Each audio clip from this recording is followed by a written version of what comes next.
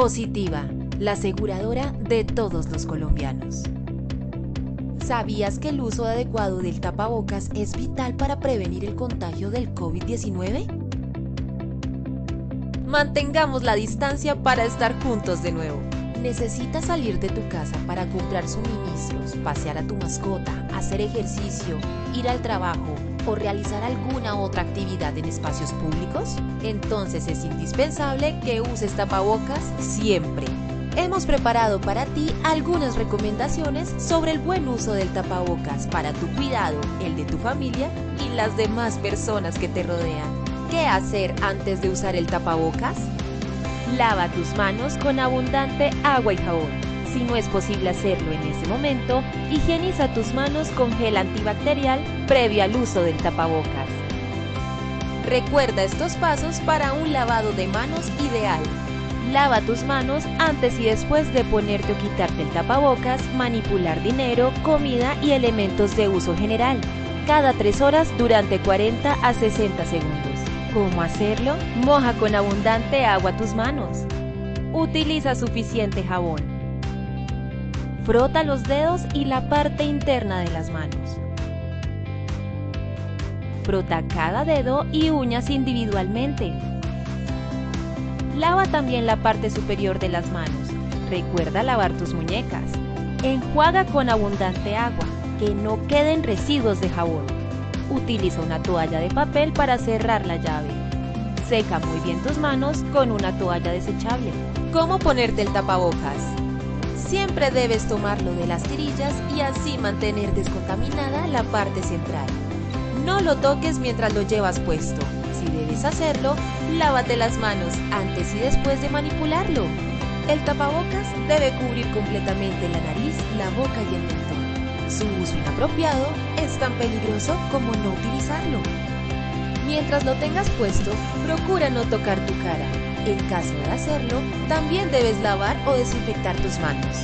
Si utilizas tapabocas desechables, recuerda que debes reemplazarlo después de cada jornada laboral y desecharlo en la bolsa destinada para estos residuos sanitarios. Evita arrojarlo en canecas de espacios públicos. Si es reutilizable, debes lavarlo con agua y jabón después de cada uso y verificar que cumpla con los estándares de seguridad. No todos los tapabocas protegen adecuadamente. El tapabocas es de uso personal. No lo compartas.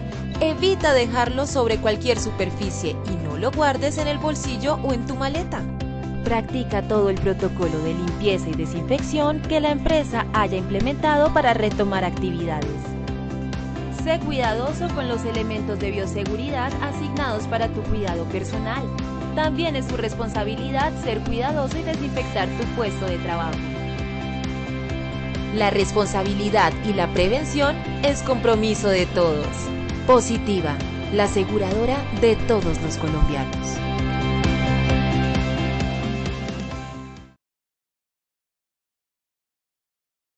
Muy buenos días para todos nuestros asistentes. Soy Lina Garzón y les doy la bienvenida a la Comunidad Nacional de Conocimiento en Prevención de Peligros en el sector salud. Quiero invitar a nuestro experto, el doctor Cristian Alonso, médico cirujano especialista en Administración de Salud Ocupacional. El doctor nos acompañará el día de hoy con este importante tema. Sector salud, riesgo por contacto con sustancias nocivas, tóxicas y corrosivas. Doctor Cristian, muy buenos días, bienvenido. Doctor, activa tu micrófono, por favor, no te escuchamos. Buenos días, Por Lina, ¿cómo favor, estás? Ahora sí ya nos encendiendo. escuchas. Muchas gracias. Ya te ¿Cómo les escuchamos, va? Doc. Y si quieres, por favor, compártenos la pantalla que no la estamos viendo, por favor. Perfecto, listo. ¿Listo? Listo, Perfecto. doctor. Bienvenido. Muchas gracias. Bueno, bienvenidos a todos. Buenos días. Vamos a comenzar este tema. ¿La idea cuál es? La idea es que podamos hacer un recorrido sobre diferentes temas muy interesantes sobre el tema, pero enfocados en el sector salud. De manera tal que voy a comenzar con esta parte importante del tema. Recuerden siempre que la educación es la parte clave para poder uno tener los conceptos necesarios para poder llegar y abordar los temas. Uno no puede simplemente desconocer los temas y llegar a hablar sobre ellos. Muy bien. El contacto con sustancias nocivas, tóxicas y corrosivas en el sector salud. Tal vez una de las cosas más importantes de lo que quisiera dejarles a ustedes es el tema de que sí existen, que siempre pensamos en que de pronto solamente en los sectores que se manejan producción, se maneja transformación de materia prima, estamos expuestos a este tipo de sustancias. Pero no, en el sector salud lo tenemos. Y de hecho, vamos a arrancar esta ruta del conocimiento. Hoy vamos ya en nuestro tema número 3 para hablar de ellos. Bueno, muy bien. ¿Cuál es el objetivo hoy? Además de dejarles esta nota al margen que he manejado inicialmente, la idea es entender los conceptos básicos de los riesgos y los peligros químicos que generan toxicidad, que son corrosivos o nocivos para los trabajadores del sector salud. Importante, vamos a entender qué es toxicidad, qué es corrosión, qué es nocivo y qué otros daños se pueden producir cuando nos exponemos a este tipo de sustancias o este tipo de factores. Por ahora solamente hoy vamos a tocar peligros y riesgos de tipo químico. No vamos a tocar los rayos X, que también tienen otros temas, los rayos gamma, que tienen otros efectos. Vamos simplemente a dedicarnos puntualmente a los riesgos de tipo químico. Pero primero, hagamos un pretest. Lina, por favor, sigue. Te dejo con el pretest. Claro que sí, doctor. Muchas gracias a nuestros asistentes. Como siempre, yo les recuerdo que en sus pantallas ustedes pueden observar las preguntas y tienen la opción de seleccionar la respuesta que ustedes crean que es la correcta. Perfecto. Bueno, vamos con la primera pregunta. La primera pregunta nos dice, ¿cuáles son las vías de entrada al organismo del riesgo químico? A, digestiva, B, respiratoria, C, dérmica, D, parenteral, E, todas las anteriores. Rápidamente les damos 10 segunditos para que respondan. Muy atentos a la acción educativa del día de hoy. Recuerden que al finalizar el doctor Cristian nos va a regalar las respuestas correctas solo hasta el finalizar. Bueno, muy bien, cerramos la primera pregunta y les comparto los resultados de esta primera pregunta. Doc, te cuento que el 1% dijo digestiva, 20% respiratoria, 2% dérmica, 0% parenteral y el 77% nos dijo que eran todas las anteriores. Muy bien, vamos con nuestra segunda pregunta. Si un trabajador de la salud se expone a una sustancia que tenga como órgano blanco el cerebro y su hígado, estas se llaman A, neurotóxica y nefrotóxica, B, hemotóxica y hepatotóxica, C, neurotóxica y hepatotóxica, D, ninguna de las anteriores, E, todas las anteriores. Muy bien. 10 segunditos para que respondan. Lean muy bien la pregunta, analicen muy bien las respuestas.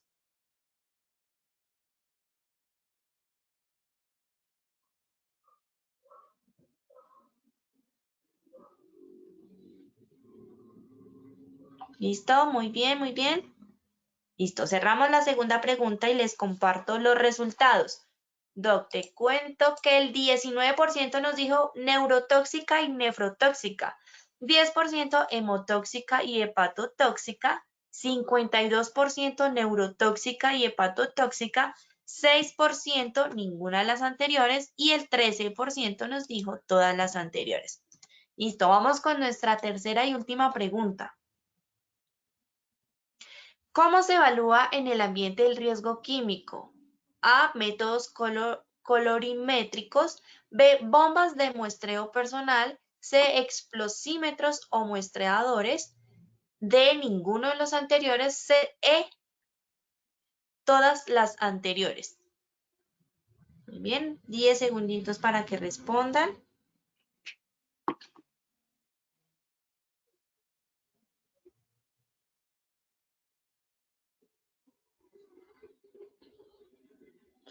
¿Listo? Muy bien, cerramos la tercera y última pregunta. Les comparto los resultados. El 15% nos dijo métodos colorimétricos, 7% bombas de muestreo personal, 23% explosímetros o muestreadores, 14% ninguno de los anteriores y el 41% nos dijo todas las anteriores. Entonces, muy bien, ya saben que al finalizar tendremos las mismas 3 preguntas y el doctor Alonso nos va a brindar las respuestas, así que tenemos que estar muy atentos a nuestra acción educativa. Listo, doctor, te dejo para que continúes. Ok, bueno, muchas gracias. Linita, continuamos entonces. La primera pregunta es para iniciar el camino y es esta, y es, ¿qué riesgos químicos se presentan en el sector salud? Y he dejado aquí algunas imágenes que tienen que ver con procesos del sector salud. Esos procesos del sector salud tenemos la posibilidad de mirarlos en muchas IPS y en diferentes formas. Por ejemplo, hay IPS que se dedican al tema del proceso de quimioterapia. Y cuando tenemos el proceso de quimioterapia, aquí observamos, por ejemplo, un área de quimioterapia. ¿Será que en quimioterapia suministramos sustancias tóxicas o irritativas o que pueden generar nocividad para aquel que la aplica? En el área, por ejemplo, de el manejo de neonatos, las incubadoras, o en el área de aseo, para no ir más lejos. Todos los procesos son importantes. En el hospital, ¿qué áreas o qué áreas no lo tienen? O el laboratorio. La respuesta es la siguiente.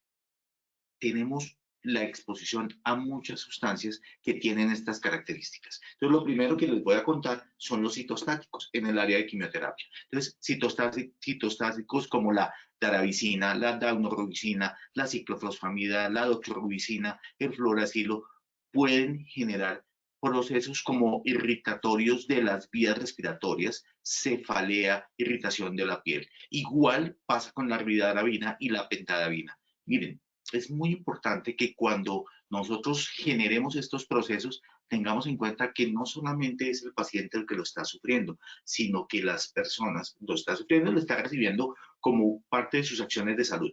Pero también nosotros como personal que estamos administrando este tipo de medicamentos tenemos que tener en cuenta que nosotros debemos cuidarnos de ellos también. ¿Y cómo? Ya lo vamos a ver al final. ¿Cuáles son las acciones que debemos hacer para la promoción y la prevención de estos procesos?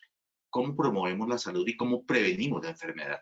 Entonces recuerden, inclusive hay un artículo que escribí para el Consejo Colombiano de Seguridad hace unos años sobre una alerta NIOSH. NIOSH emitió una alerta para todo su personal a nivel de los Estados Unidos, definiendo que había estos procesos y que se podían generar lesiones para el personal que trabajaba con ellos y que tenían que tener la protección. Recuerden que no solamente es el proceso, es cómo yo lo hago, cómo marco los medicamentos, cómo los aplico. Y esos procesos, para tenerlos en cuenta en cómo se debe hacer, también nos protegen del daño que nos puedan hacer.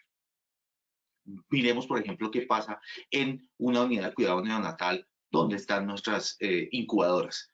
Inhalación de óxido de hidrógeno, el dióxido de nitrógeno, que se utiliza también para el tratamiento de problemas de los recién nacidos con problemas respiratorios, gases como el argón, el hidrógeno o el nitrógeno que son asfixiantes. Ya vamos a ver qué significa asfixiante. No es simplemente que uno se ahogue, hay 3 formas de asfixia.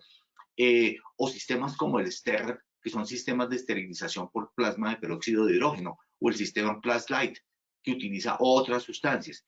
Estos sistemas que se utilizan para esterilización tienen que ser sistemas modernos, autocontenidos. Ya les voy a mostrar cuáles son las formas en que se pueden presentar, pero la idea es que estos también pueden generar daño. De hecho, el peróxido de hidrógeno es tremendamente irritante tanto para la piel como para la vía respiratoria. En el área de aseo también. ¿Por qué? Porque se pueden, por ejemplo, producir ingesta accidental de productos desinfectantes, la lejía, el cloro, los germicidas y los biocidas también, que son utilizados en los detergentes y en la limpieza, también son irritantes de la piel.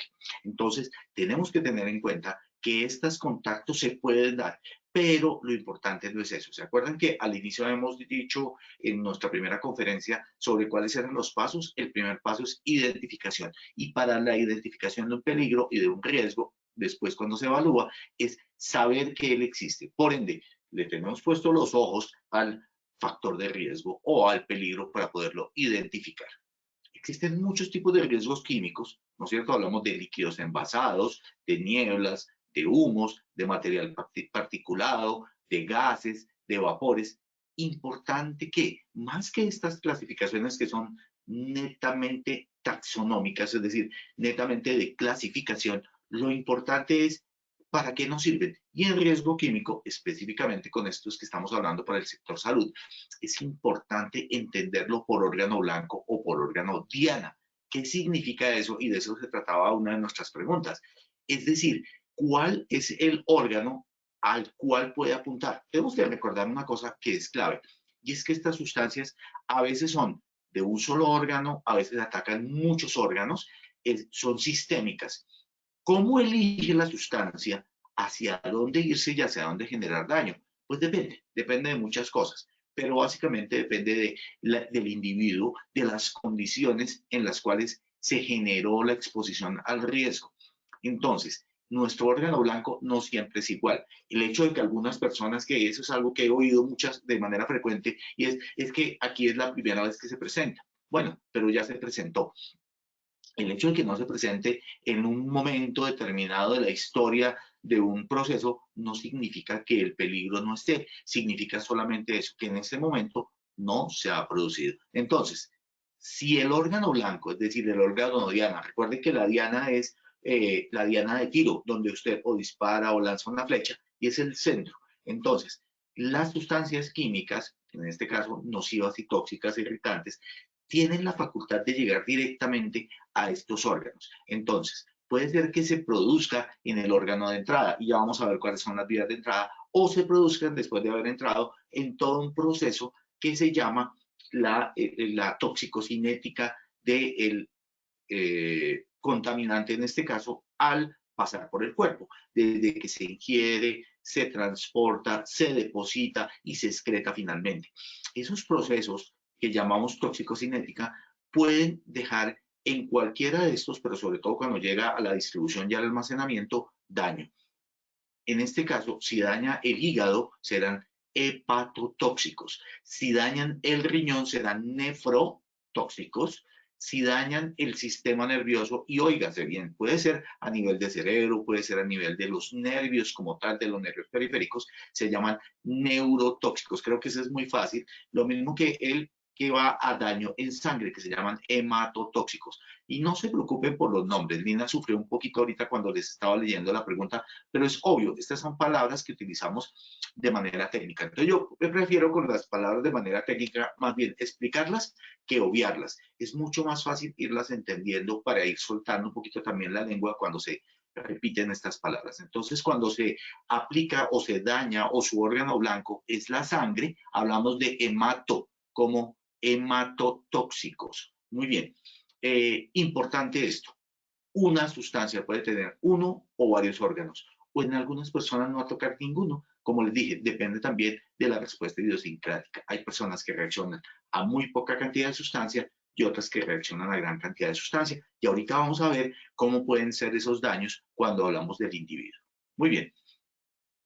¿Cuáles son las vías de entrada de estas sustancias al organismo? Entonces, tenemos en primera instancia la posibilidad de que la sustancia llegue directamente al o entre por la vía respiratoria. Importante nuestra vía respiratoria. Y cuando hablamos de vía respiratoria, hablamos de la nariz, la boca, la faringe, los bronquios, que es la parte principal del tracto de entrada al pulmón, el bronquio principal, la tráquea, los bronquios que llevan a cada uno de los pulmones, y de allí cómo van distribuyéndose al alvéolo pulmonar. El alvéolo pulmonar es la unidad final y donde se absorbe.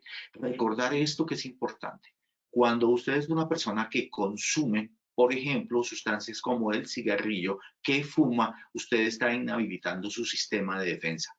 Un pulmón puede medir más o menos en extensión. Si yo cogiera cada alvéolo, cada unidad funcional, y la abriera y la pusiera en superficie, estaríamos hablando más o menos de una cancha de microfútbol, de fútbol 5, hoy en día se conoce. Esa superficie es tan grande que cuando usted respira se va para toda ella, y el oxígeno y el aire, obviamente. Pero si usted fuma, también todo ese humo del cigarrillo se distribuye en esa gran superficie que tenemos para darnos oxígeno y aire. ¿Cuál es el problema? Más allá del tema de si es usted o no una persona que consume un tóxico, como es el caso del cigarrillo, lo que está haciendo es inhabilitar su principal sistema de defensa del sistema respiratorio. Y usted respira todo el tiempo. Entonces, cuando fuma, una o dos veces, está inhabilitando entre 8 y 16 horas su sistema de defensa. Es decir, todo su sistema de cilias, que son los pelitos o los deditos con los que las células van sacando el moco, y ese moco que tiene la capacidad de captar los contaminantes. ¿Qué pasa? Si yo inmovilizo este sistema mucociliar que permite ir sacando desde el pulmón, desde adentro del alveolo hacia afuera, todas estas sustancias químicas, lo que hago es permitir que tengan más tiempo de biopersistencia, es decir, que estén más tiempo en contacto con los tejidos y por ende se absorban más todas esas cantidades de sustancias que sabemos que son dañinas, pero de hecho está generando una inmovilización de nuestro sistema de defensa. Eso es como tener la policía, pero tenerla quietica, que no puede hacer absolutamente nada. La otra vía de entrada es nuestra vía dérmica, nuestra piel, y las mucosas, que son las áreas húmedas como dentro de la boca, o vamos a hablar, por ejemplo, de la esclera, que aunque no es exactamente una mucosa, también permite la entrada de ciertas sustancias. Esa vía también la tenemos lista y disponible para los riesgos químicos. La vía digestiva, es decir, la boca, el esófago, el estómago, los intestinos, hasta el ano, son nuestra vía digestiva. Y finalmente tenemos la vía parenteral, que es cuando se producen heridas en la piel o punciones. Entonces, por ejemplo, en cirugía, cuando se deja o un bisturí o una aguja y la persona se chuza con él o se corta con él, en cualquiera de los procesos, cuando se hace la partida de una ampolleta y se cortan, en ese momento se habilita otra vía que se llama la vía parenteral, es decir, la vía a través de la piel o a través de la mucosa, dependiendo de cómo se realizó el corte. Importante esto. Bueno, y hablábamos de superficie, ¿no? Hablamos que la vía respiratoria mide como una cancha de fútbol 5. La vía respiratoria puede medir más o menos 1,5 metros, 2 metros. Eso depende de la talla y del volumen de la persona.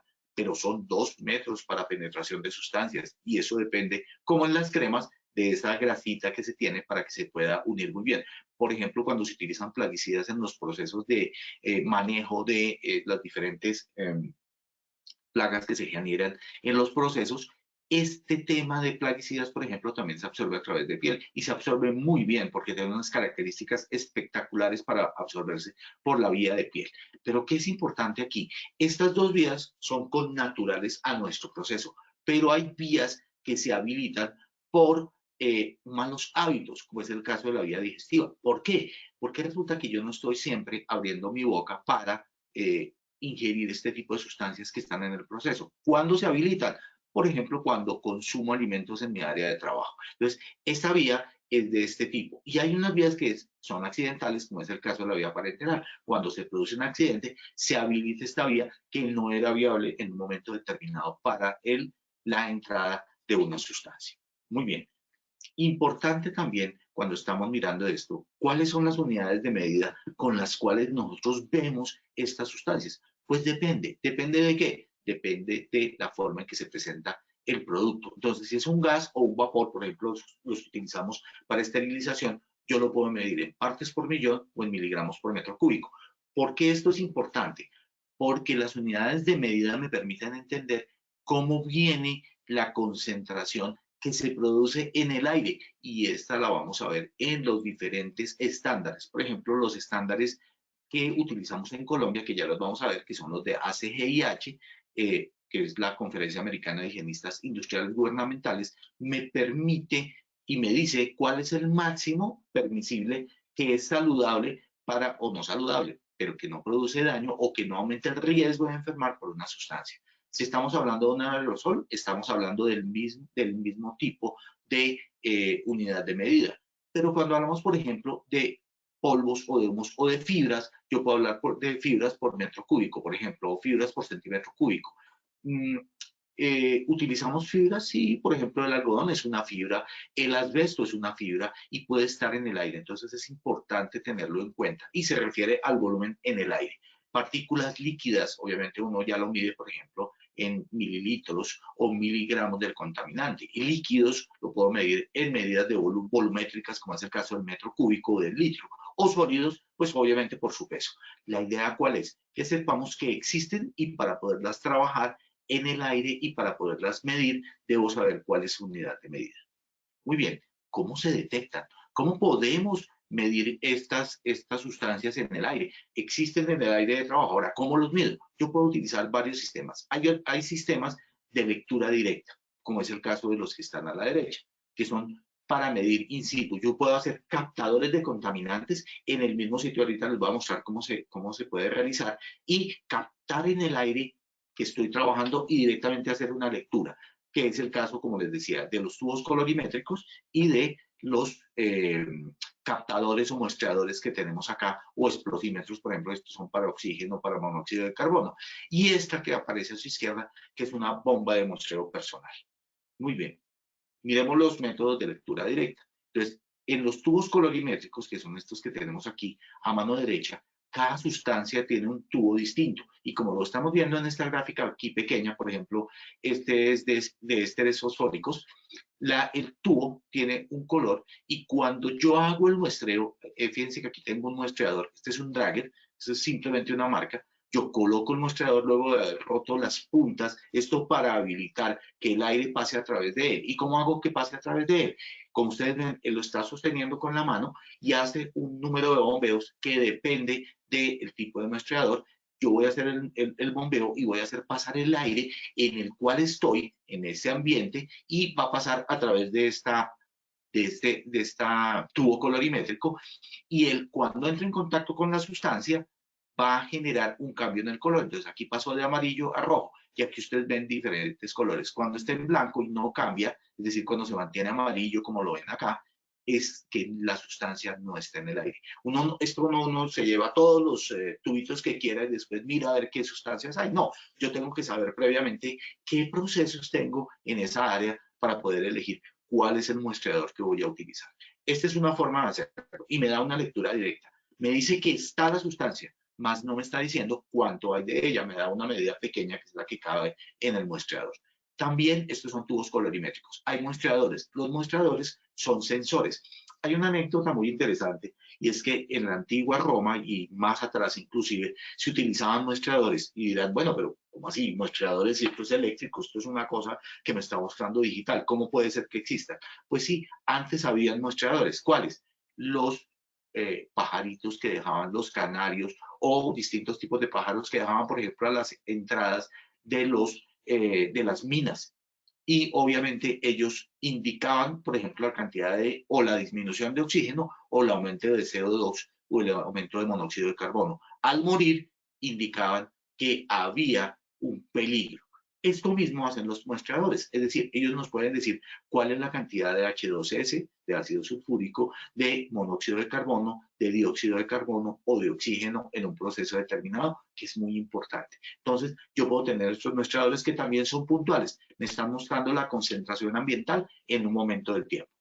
Muy bien, tenemos además de eso las bombas de bajo caudal. Estas bombas de bajo caudal simulan el pulmón de un trabajador, de manera tal que cuando yo las estoy viendo, yo puedo, al colocárselas a un trabajador, captar en ese momento, a través de métodos adsorbentes o absorbentes, una sustancia. Entonces, por ejemplo, aquí les estoy mostrando uno que tiene carbón activado. Cuando la sustancia pasa a través de este método, yo logro captar esa sustancia para luego o desabsorberla o desadsorberla. Son dos procesos químicos diferentes. La bomba se comporta exactamente como un pulmón. Entonces, un pulmón tiene un volumen de aire que mueve en cada respiración. La idea es que la bomba lo repita para que pase tanto aire como el que voy a respirar. Ahora, ¿cómo se le instala esto a un trabajador? ¿Y cuál es el otro tema importante? Esto no se lee directamente en la bomba. La bomba lo que hace es circular aire, y el sistema de muestreo lo capta para después hacer un proceso posterior, y es llevarlo a un laboratorio donde, con métodos, por ejemplo, de difracción de luz, de difracción de rayos X, yo pueda leer qué tanta sustancia hay. Entonces, aquí hay, por ejemplo, una persona del sector salud con su vestido de mayo, y aquí vemos cómo le instalamos todo un sistema de captación de bomba de muestreo que se le sujeta a su camisa, y el muestreador, que es este que está aquí, por ejemplo, no es un sistema de captación, y por eso lo traje distinto al otro. El anterior era de carbón activado. Este, por ejemplo, es de una solución donde a través de un impinger pasa la sustancia, pasa el aire, y es captado por esta dilución que va a después soltar esta sustancia, y vamos a poder medirla. Debe colocarse cerca de la nariz para que capte más o menos a la misma altura que está el trabajador, el aerosol o el sistema de partículas que está en el aire y que yo puedo captar para después mirar, óigame, este trabajador en su proceso, cómo se contaminó y de qué sustancia se pudo haber contaminado. Estos métodos acompañan al trabajador a través de su proceso de trabajo y me permiten captar el contaminante. Este método, como les decía, no se lee inmediatamente, sino que después se cierra la sustancia, depende del tipo de muestreo, y luego se lleva a análisis en laboratorio y vamos a poder decir, de acuerdo con el volumen de aire que se pasó por la bomba y la cantidad de sustancia, cuál fue la concentración a la cual estuvo expuesto el trabajador.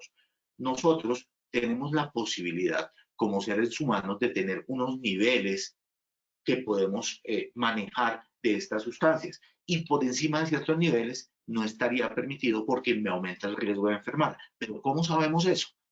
Existen unos límites máximos permisibles, son unos límites umbral, por eso sus siglas en inglés que es TLV, que es Threshold Limit Value, que es el valor límite umbral permisible. Los tenemos para 8 horas, como es el caso del TWA, o para límites de exposición de corto tiempo, como es el STIR, que son los Short Time Exposition Level, estos, o Short Term Exposure Limit. Estos Short Term Exposition Level son de hasta 15 minutos por 4 veces, es decir, estamos hablando de hasta periodos de 1 hora en toda la jornada y me permite mirar esos cortos tiempos de exposición. He colocado aquí algunas gráficas que no lo muestran. Entonces, por ejemplo, para 8 horas, este es el tiempo de 8 horas, aquí lo ven 4 y 8 horas, y como en el tiempo hay momentos en los que está muy alto, momentos en los que está muy bajo, pero es el promedio de este tiempo el que yo voy a mirar cuál fue la concentración real. En el caso de los de corta exposición, ustedes ven en la segunda gráfica cómo se va mirando la gráfica de tiempo y la concentración. Y están los TWA para el promedio de las 8 horas, los STIL para estos procesos donde se eleva en un momento determinado, por ejemplo, en el proceso en el que yo no todo el tiempo abro la cámara de esterilización, sino que en ese momento en que yo estoy metiendo lo que voy a esterilizar, en ese momento me expongo. Entonces, como no es un proceso de exposición de 8 horas, es de corto tiempo, yo utilizo el STIL. Y hay otros que son para techo, es decir, que no se puede alcanzar en ningún momento de la exposición. Ellos son importantes porque nos permiten decir hasta dónde me puedo exponer siendo seguro de esta exposición y cuándo se vuelve peligrosa.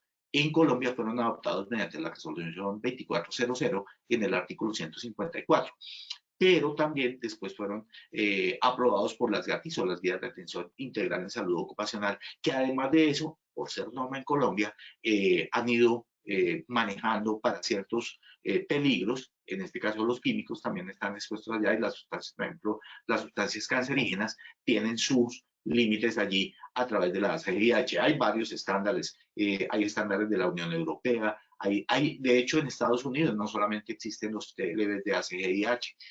Bueno, entonces estas todas están contempladas en estos estudios para ver cuál es el más restrictivo, el más protector del trabajador. Muy bien, ¿cómo se lee? Una vez yo tengo la cantidad de sustancia que tengo en el organismo, en el ambiente, perdón, yo puedo medirlo, esta cantidad comparada contra el TLV. ¿Eso qué quiere decir? Que en el numerador yo coloco lo que encontré en el ambiente y en el denominador el estándar. Cuando, bueno, desafortunadamente aquí me quedó como muy blanca la letra, pero aquí dice 100%. Cuando estamos hablando de concentraciones del 10%, que es en el verde oscuro, el riesgo para la salud no existe. Cuando la concentración en el ambiente es el 10% del TLV, yo puedo decir que no existe riesgo para la salud. De hecho, hablamos de no exposición. Cuando estoy por debajo del 50%, estoy hablando de exposiciones que son perfectamente manejables por el cuerpo humano que se expone a esta sustancia. Cuando hablamos del 50% en adelante, hablamos de un límite de acción. Estamos dentro del margen de seguridad, es decir, es seguro todavía trabajar en ese ambiente, pero me está diciendo, ojo, a partir de aquí yo debo hacer medidas de promoción y prevención. Y cuando hablamos del 100%, como les decía, aquí estos porcentajes que les estoy diciendo están en blanco, discúlpenme, pero lo van a poder leer cuando tengan la exposición para que lo puedan mirar. Cuando hablamos del 100%, es decir, donde la concentración ya alcanzó al TLV, al límite de exposición umbral, comienza el peligro para la salud y para la vida. ¿Por qué? Porque aumenta el riesgo de enfermar. No significa que la gente se vaya a enfermar inmediatamente. Recuerden que hay sustancias que actúan de manera inmediata. un tóxico, un corrosivo que produce quemadura inmediata, pues lo va a producir allí, en ese momento. Pero cuando hablamos de sustancias que actúan a largo plazo, estas sustancias van a hacerlo paulatinamente y por eso no vamos a ver el efecto de una vez.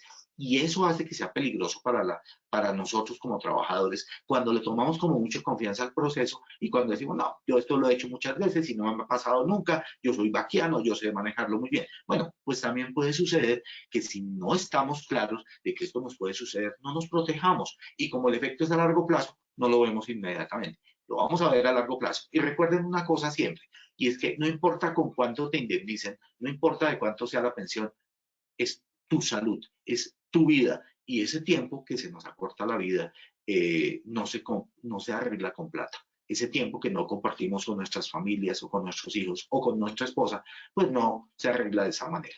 Muy bien. Existen también, esto es en ambiente, pero yo puedo en el trabajador ver qué está pasando y lo puedo ver a través de los indicadores biológicos de exposición, del Biological Exposure Index. Estos son parámetros que yo puedo medir dentro del ser humano. Entonces yo le tomo, igual que hacemos las muestras de sangre, pero no solamente muestras de sangre, yo puedo medir el aire exhalado. Cuando boto el aire, yo puedo tomar ese aire y medir cuánta sustancia hay a la que yo me expongo en el aire que tomo y que absorbo en un momento determinado. O lo puedo tomar en sangre o lo puedo tomar en orina. Hay inclusive medidas en pelo, en líquido cefalorraquídeo.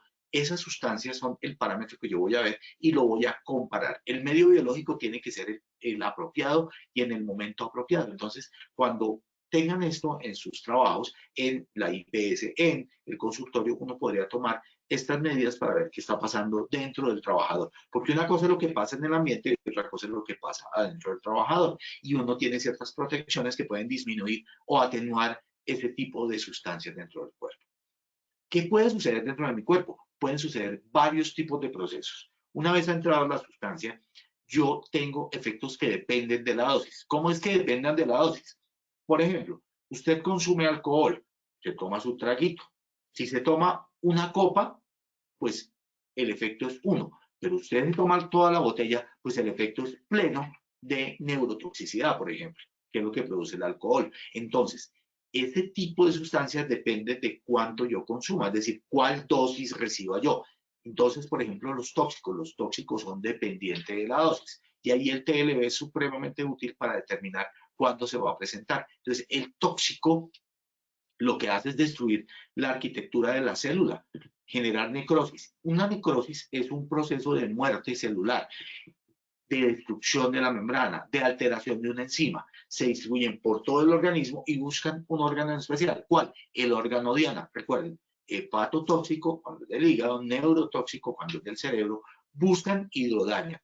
Es el caso del plomo, el metanol y de muchas sustancias que tenemos aquí para generar esta toxicidad.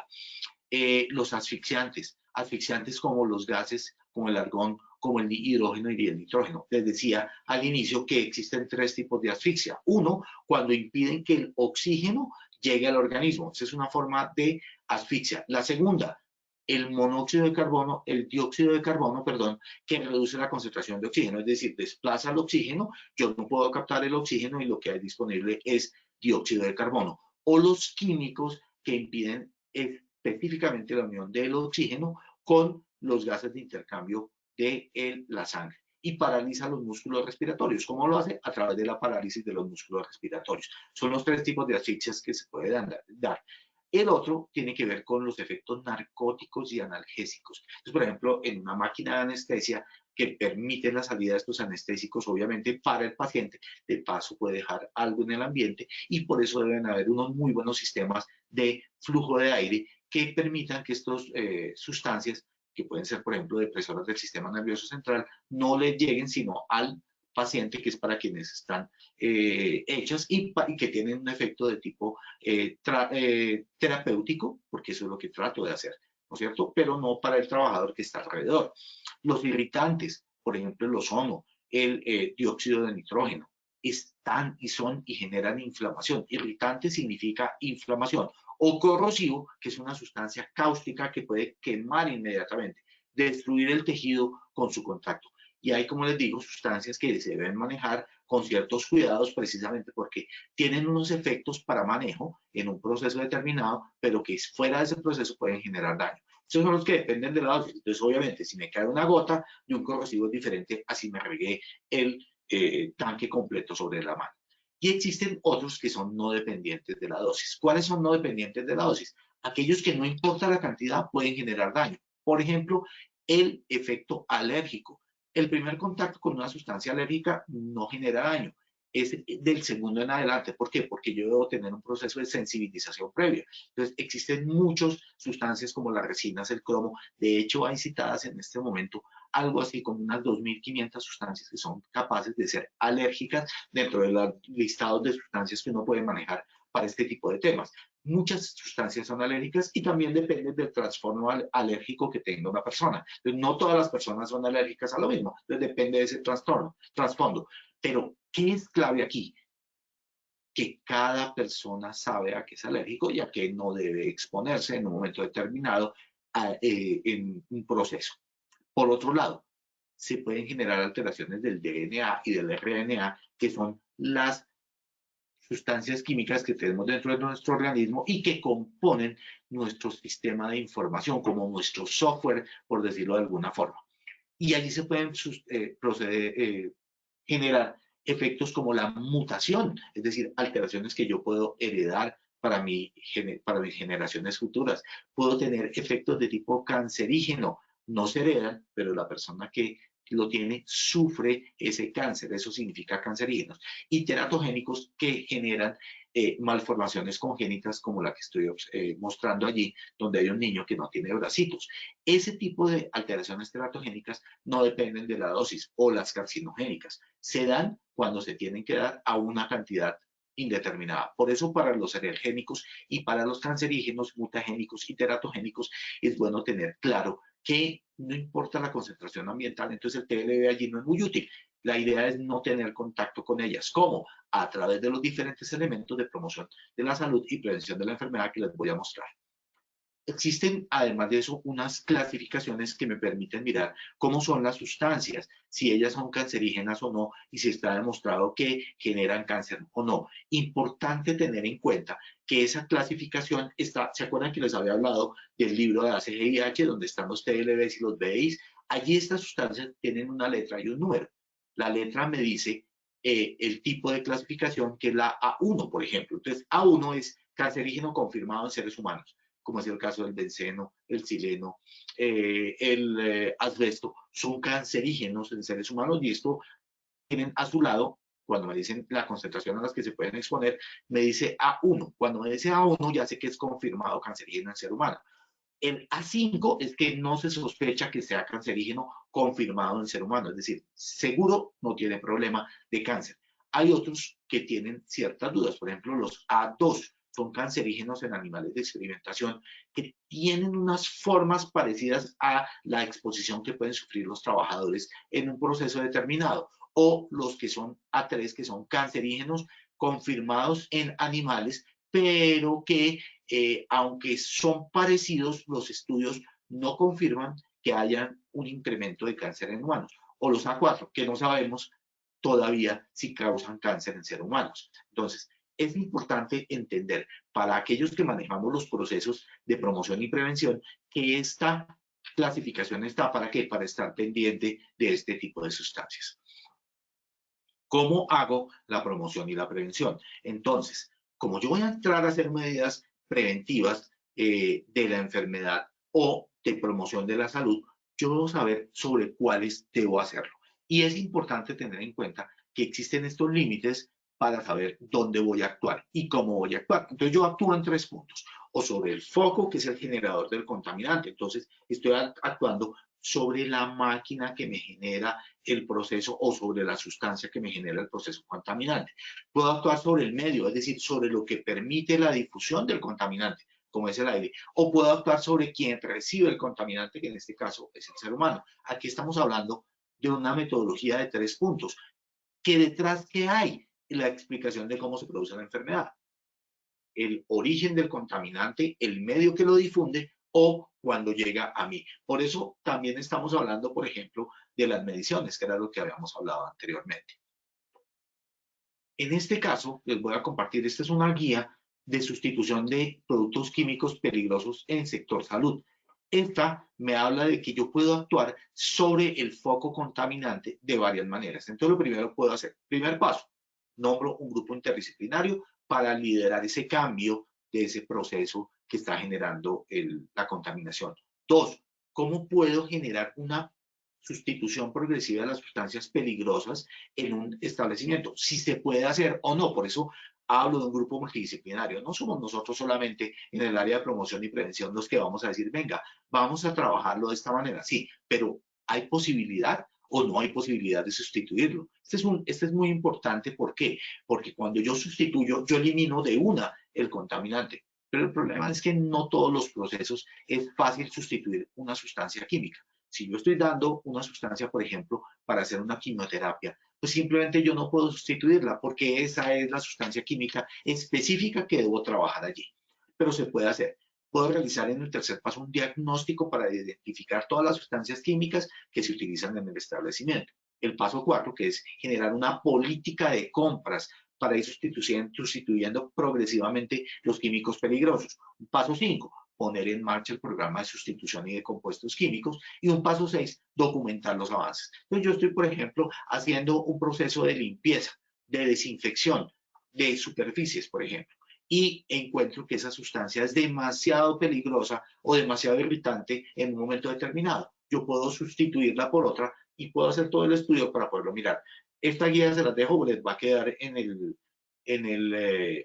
la presentación, pero si quieren igual se las puedo enviar. Esta, por ejemplo, es del 2013, creo, y podemos mirar los avances que se hicieron posteriores. Son muy interesantes tener siempre este tipo de documentos para mirar cómo lo hicieron en otros lados y cómo podemos hacerlo. Esto es de una institución española. Muy bien, también puedo hacer modificaciones sobre el foco, por ejemplo, modificando el proceso, generando enclaustramiento. Ustedes están viendo allí, por ejemplo, una cama de extracción localizada. Por ejemplo, en los procesos de esterilización, donde yo voy a meter el instrumental quirúrgico, todos estos procesos donde yo debo limpiarlo de sustancias contaminantes biológicas.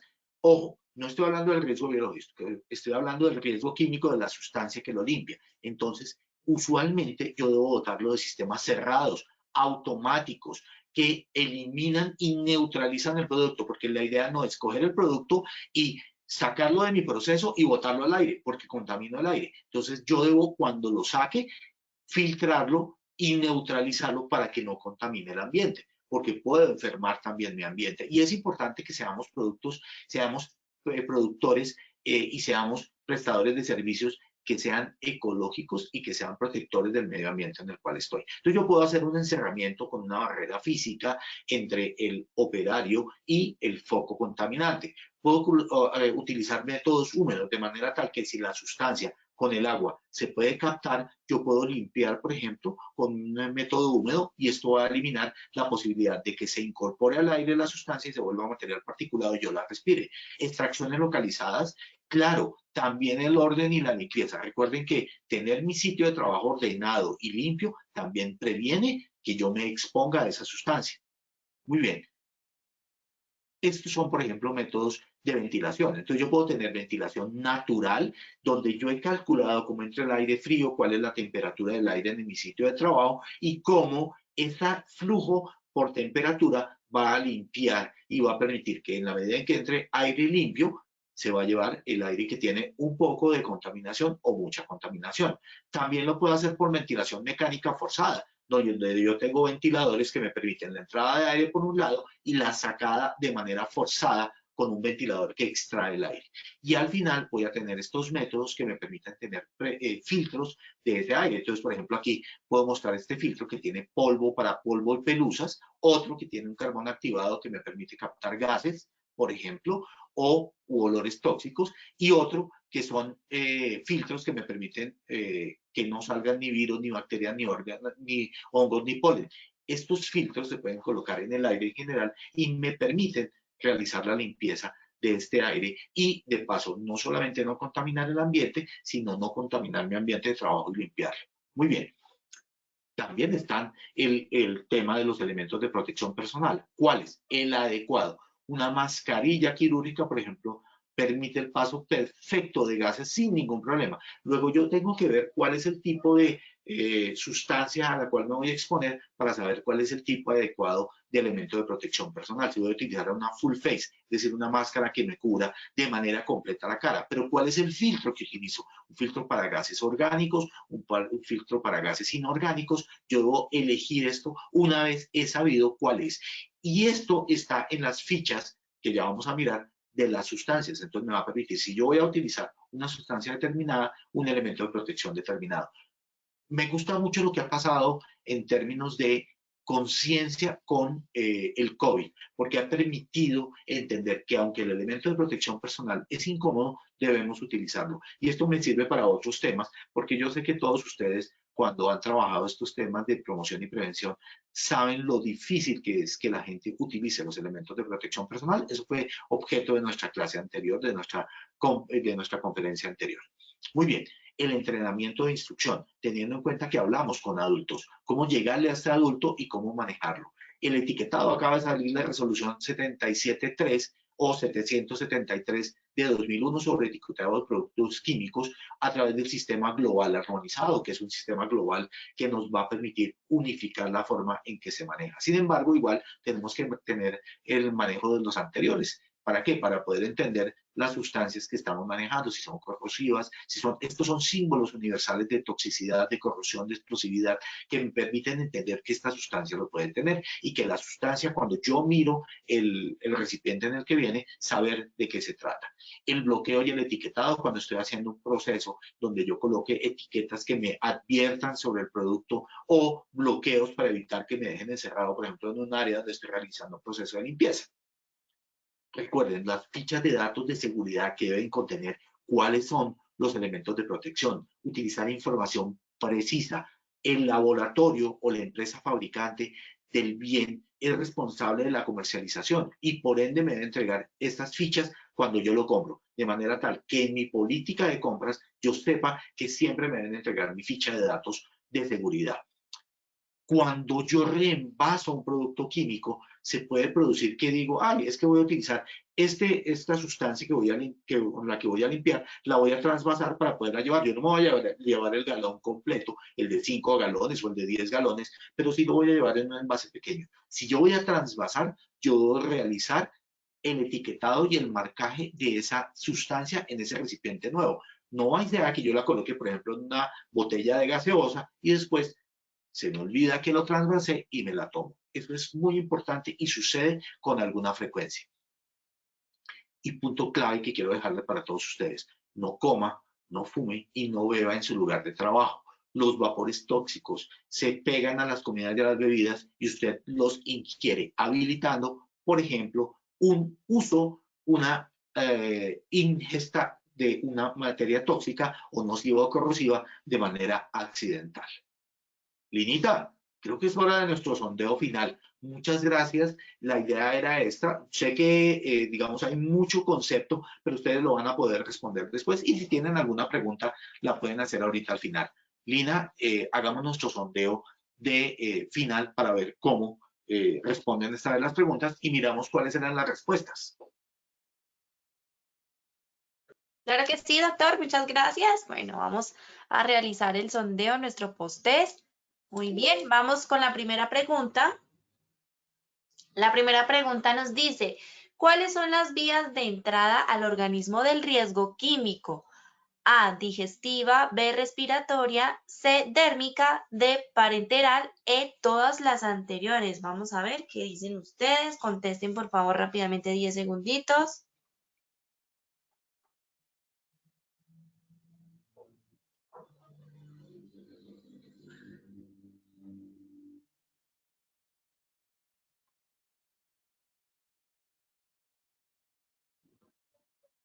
Muy bien, listo. Cerramos la primera pregunta.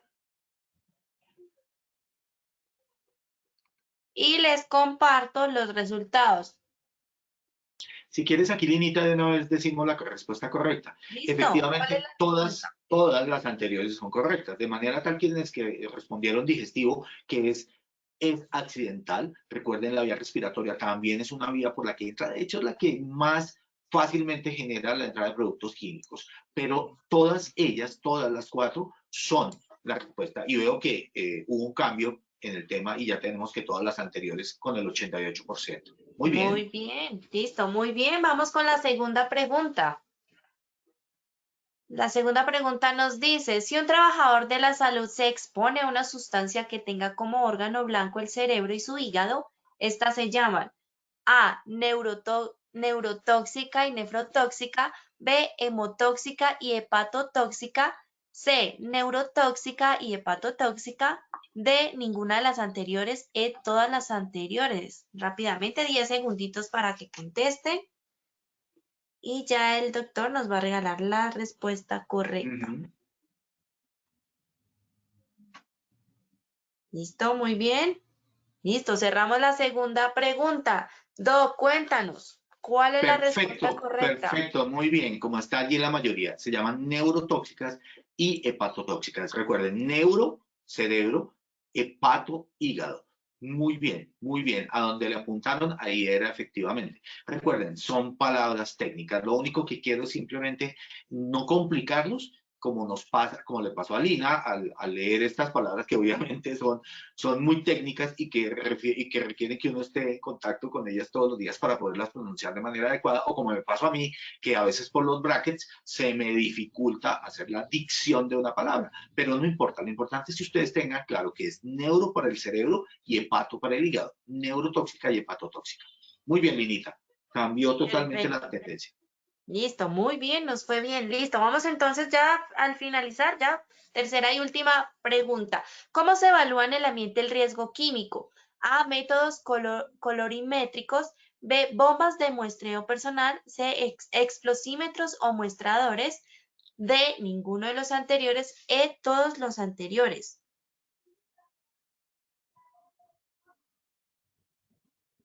Muy bien, 5 segunditos más. Vamos a ver qué nos dicen. Muy bien, cerramos la tercera y última pregunta. Ido, cuéntanos cómo nos fue en esta. Perfecto, perfecto también con la tendencia es E, todas las anteriores. Recuerden que mostramos las bombas de muestreo, los explosímetros, los tubos colorimétricos, todos estos métodos de sustancia son. Y si tú sumas la A, B y la C, específicamente estas también pueden utilizarse para el muestreo. Luego, muy bien, muy bien, muy bien. Creo que logramos el objetivo, Linita, y Muy era bien. transmitir estos mensajes de tipo cápsulas que contienen esta información. Perfecto, perfecto, doctor Cristian. Como siempre, pues agradeciéndote por estos temas tan importantes que tú nos brindas en cada sesión. Y por supuesto, nos vemos entonces dentro de 15 días. Recuerden que el doctor nos acompaña los martes cada 15 días en este mismo horario, a las 8 de la mañana. Doctor, muchas gracias. Que Con tengas un... mucho gusto, Linita. Lo mismo para ti. Feliz día. Y para todos Claro, ustedes. claro que sí, doctor, y por supuesto a nuestros asistentes, muchas gracias por su participación. Ya saben, bienvenidos siempre a la Comunidad Nacional de Conocimiento en Prevención de Peligros en el Sector Salud cada 15 días. Los dejamos con el siguiente video, por supuesto que tengan un feliz día, un feliz martes. Que estén muy bien.